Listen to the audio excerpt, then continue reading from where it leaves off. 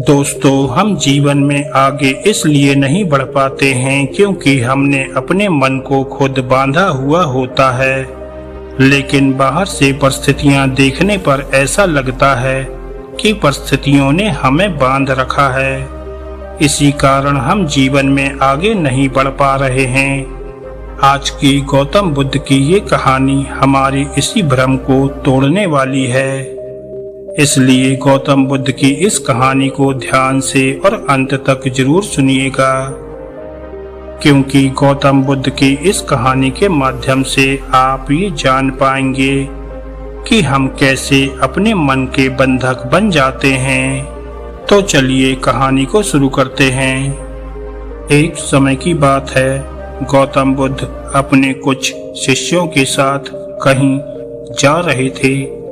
उनके ठीक आगे एक व्यक्ति अपनी गाय को बांधकर चल रहा था। चलते चलते एक शिष्य ने बुद्ध से पूछा, बुद्ध, मैं आपसे कुछ पूछना चाहता हूँ। बुद्ध बोले, कहो, क्या कहना चाहते हो? शिष्य बोला, मैं आपका शिष्य ठीक प्रकार से नहीं बन पा रहा हूँ। मुझे हमेशा बंधा हुआ महसूस होता है। क्या मेरा फैसला ठीक है कि मैं आपका शिष्य ही बना रहूं? बहुत सारे ऐसे विचार हैं जिसने मुझे अपना बंधक बना रखा है, जिसकी वजह से मैं आपके दिए गए ज्ञान को ठीक प्रकार से ग्रहण नहीं कर पा रहा हूँ। तब बुद्ध ने अपने आगे चलते हुए व्यक्ति की ओर इशारा करते हुए कहा, तुम देख रहे हो, उस गाय ने व्यक्ति को बंधक बना रखा है। शिष्य बोला, माफ कीजिए बुद्ध, पर शायद आपको कम दिखाई दे रहा है। उस गाय ने नहीं, उस व्यक्ति ने उस गाय को बंधक बना रखा है। देखिए, गाय के गले में रस्सी बंधी हुई है और उसका दूसरा हिस्सा उस व्यक्ति ने अपने हाथ में पकड़ा हुआ है। साफ साफ यही दिख रहा है कि उस व्यक्ति ने गाय को बांध रखा है। शिष्य का ये जवाब सुनकर बुद्ध रुक गए। फिर बुद्ध बोले, मैं तुम्हें यही समझाना चाहता हूँ कि जो दिखाई देता है सिर्फ वही सत्य नहीं होता। शिष्य बोला, पर बुद्ध, जो दिखाई देता है उसे ही तो सत्य कहते हैं। जो दिखाई नहीं देता उसको हम कैसे पहचाने? बुद्ध ने तुरंत अपने झोले से एक धार वाली चीज निकाली और तेजी से भागते हुए उस व्यक्ति की ओर बढ़े। उन्होंने गाय के गले में बंधी हुई रस्सी को काट दिया। रस्सी खुलते ही गाय जोर से भागने लगी।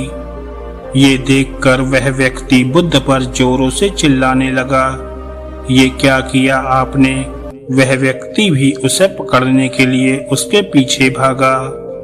बुद्ध को ऐसी हरकत करते हुए देखकर शिष्य उनके पास आए और कहने लगे, बुद्ध, आपने क्यों उस गाय की रस्सी को काट दिया? आप तो हमें सत्य बताने वाले थे, फिर ये आपने अचानक से क्या कर दिया?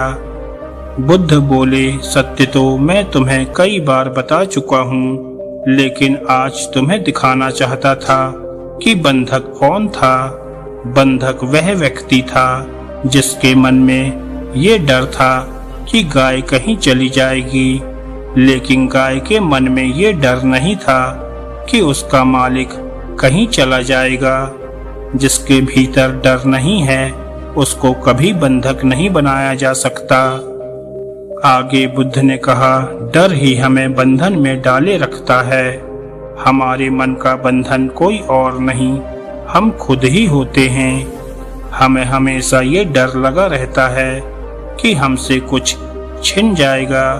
इस डर के कारण हम ज्ञान के मार्ग पर आगे बढ़ना नहीं चाहते, लेकिन ये सिर्फ हमारा भ्रम होता है। जैसे ही हम ज्ञान के मार्ग पर आगे बढ़ते हैं, तब हमें पता चलता है कि हमसे कुछ छीना नहीं जा रहा है, बल्कि हमें वह मिल रहा है जो हमारा अपना है। हम उस गैस के गुब्बारे की तरह हैं जिसके अंदर आसमानों में उड़ने की संभावना होती है, लेकिन जमीन पर बंधी वह डोर हमारा बंधन होती है। हमें इस बात का डर लगता है कि हमारी निचाई हमसे छूट जाएगी, क्योंकि निचाई में भले दुख हो लेकिन वो जाना पहचाना होता है और ऊंचाई हमेशा अजनबी होती है। इसलिए हमें आसमानों की ऊंचाइयों से डर लगने लगता है। शिष्य बोला, बुद्ध, मैं समझ चुका हूँ, मेरा बंधन स्वयं मैं खुद हूँ। आज से मैं निरंतर प्रयास करूँगा कि धीरे धीरे अपने मार्ग पर बिना डरे आगे बढ़ सकूं और अपने ज्ञान प्राप्ति की संभावना को साकार कर सकूं। ऐसा कहकर बुद्ध और शिष्य अपने मार्ग पर आगे बढ़ गए। दोस्तों, आज की गौतम बुद्ध की इस कहानी से हमें ये शिक्षा मिलती है कि हमें अपने मन के बंधन को समझना होगा और उसे काटने का प्रयास करना होगा।